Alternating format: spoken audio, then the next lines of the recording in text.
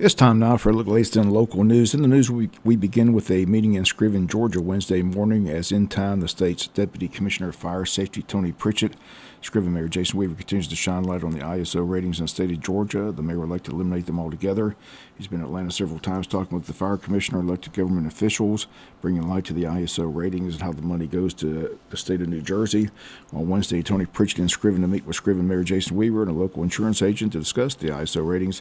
WIFO family invited to the meet and greet and had a chance to talk with Mr. Pritchett, asking for the purpose of his visit to Scriven, Georgia. Deputy Commissioner of Safety Fire Tony Pritchett here in Scriven with the meeting with the mayor. A lot of concern about the ISO ratings, how they're determined, things like that. So tell us the purpose of the meeting first of all. Yes, well, first of all, I appreciate the invite to come down and visit the city of Scriven and kind of understand the situations that you guys have going on. And it's very concerning, with the ISO rating being what it is, especially with you guys having a functional fire department here. So the purpose of this meeting is for me to be here to kind of understand and get a boots on the ground, eyes on the situation, evaluation of what's what here.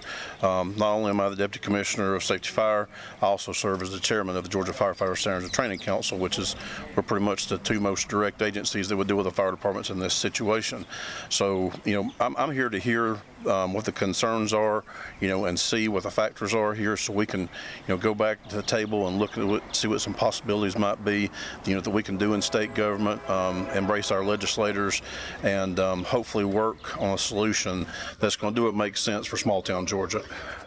As you mentioned, what works in Atlanta doesn't work for small town Georgia. You mentioned you've been involved in small town fire chief, so you understand it's a total different situation than it is in Atlanta.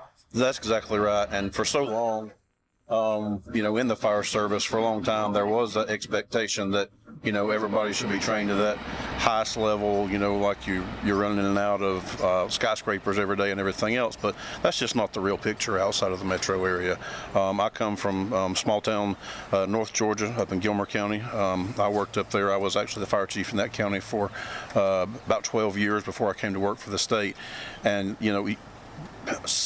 large city firefighters and country small town firefighters, it's really a completely different game from one place to the other. And us at the state, we've done everything that we can to embrace that and understand it and adjust the training that makes sense for where you live and the people that you're serving. We've had the mayor of Scriven, Jason Weaver, on our show. He'd like to get to do away with the ISO altogether, but that seems to be a hard thing. But the big problem, like I said, how do they determine an ISO rating? That's the confusion. I said here in Scriven, like I said, they've got a fire department, they still have a 10 rating. So can you help them? Can you help in that regard? Well, I think what we're going to do is we do have an ISO appeals process in our office to where a jurisdiction can bring the concern to us, and we can review it and determine if there's anything that the Department of Insurance and Safety Fire can do to embrace the insurance companies and, hopefully get some relief and the ISO and get some relief. And that's, to me, that's the first step I'd like to do, in this situation. But again, I do think that there's a huge space for us to begin talking about what other solutions would make sense for public protection classification ratings in small town Georgia, because sometimes what ISO does, it's just a big box thing. It's a one size fits all program, and that's just not feasible. Just like we talked about, City of Atlanta to everywhere else. So, we're going to be looking at some things. We're going to be engaging our legislators, and our office is going to, try and see if we can come up with some solutions to help get some relief to small town Georgia. Again, it's a pleasure to meet you. As I told you before you got here, when you got here, thank your press secretary for getting back with us on that structure fire that took place in Jesup. I sure do appreciate it. Absolutely, and we're glad to come down here and do whatever we can to help. And please don't hesitate to contact our office anytime. And once again, those come to State Deputy Commissioner of Fire Safety Tony Pritchett in Scriven Wednesday to meet with Scriven Mayor Jason Weaver as the mayor looks to lower the ISO ratings in Scriven, Georgia. We'll be back with more news after this word from our sponsor, the commercial messages, so please stay tuned. Other news, City of Jesup on Wednesday held a bid opening for the industrial park and the East Jesup sewer projects, and the bid came in around $11.4 million. No bid was awarded that take place in the upcoming City Jesup Commission meeting, but on Tuesday, city officials happy with where the project is, believes the funding with federal and state help will be available to complete the project. project that Mayor Ralph Hickok says is vital for the future growth of Jesup and Wayne County. Mike Dill, who serves as city commissioner, once was a city manager, says this is an important project and that he's pleased and reminded everyone at one point this project was originally scheduled to cost around $24 million, but Dill says with the help of a lot of people, including City Water Department Supervisor Anthony Crawford, City Environmental Service Director Patrick Martin, City Engineer Bill Schumann, and the help of elected officials like Congressman Buddy Carter and State Representative Stephen Meeks and State Senator Blake Tillery and the Governor of the State of Georgia, none of this would be possible. On Tuesday's world-famous Bitch and Bob show, Blake Tillery, state senator who oversees the state budget, confirmed that he's been in conversations with the IDA Director Del Keith and the mayor and others to ask how much the city could use to help move the project forward. A figure was given, and that figure is in the upcoming state budget that will be passed by the legislature. And once that state budget passes, funding for the project will be secured. The project is still years away from completion, but securing the necessary funding is an important step to complete the project. Once again, at Tuesday's city meeting, city officials pleased with the progress that's been made and feeling good that the money to complete the project will be available. City Jesup commissioners and the mayor and city manager are gearing up for their retreat. The dates are set for Friday and Saturday, March 21st and 22nd at City Hall. Each day, the time from 9 a.m. to 3:30. City says they plan to meet with department heads and discuss their upcoming city budget and other projects that will be on the agenda each day. Once again, they're staying local for the retreat. It's going to take place at City Hall. Again, the dates Friday and Saturday, March 21st and 22nd. Wayne County Historical Society set to meet a week from tonight, Thursday, March 13th, at Captain Joe's Seafood Restaurant. Program for the evening will be Old Time Jesup, historic homes and the people who lived in them. It'll be presented by Society members Melba Murphy and Janet Royal.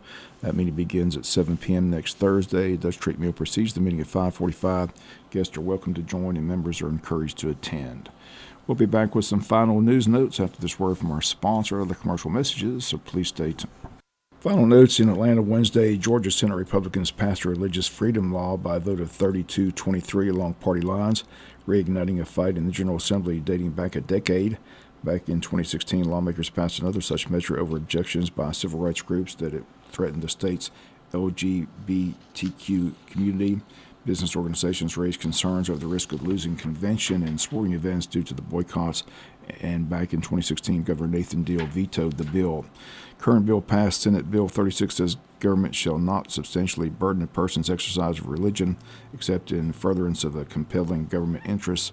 Senator Ed Setzel, a Republican from Acworth, Georgia, the bill's chief sponsor, says the need is demonstrated by examples from other states that already have such a law, of a Native American youth who wanted to wear his hair long, though the school wanted him to cut it, and of a Muslim woman who refused to remove her veil for a photo in front of men while applying for a driver's license. The boy got to keep his long hair, and the woman got her photo taken by a female photographer in a room with no men present. Susser says, explaining that the courts had to balance their religious rights against local and state policies. He says people from all of your communities, no matter where you come from, need this basic protection in place. Vast majority of states have one of these religious freedom laws, but nearly all of them have coupled laws with anti-discrimination mandates, and that's the purpose of the bill proposed in Georgia. If Senate Bill 36 were to pass without civil rights protections, the senator says restaurants and hotels could refuse to serve LGBTQ patrons. Pharmacists could withhold birth control or HIV medicines for religious reasons. A venue could decline to host a Jewish wedding, and a landlord could deny housing an unmarried couple. Senator Sean Kemp, a Democrat from Atlanta, says the bill would allow businesses to use religion as a reason to deny service to him, his husband, and their 2 children. He says, this isn't about politics for me. It's about the ability for my family to live freely in this state. And the measure now moves to the Georgia House, which declined to consider the similar Senate measure last year.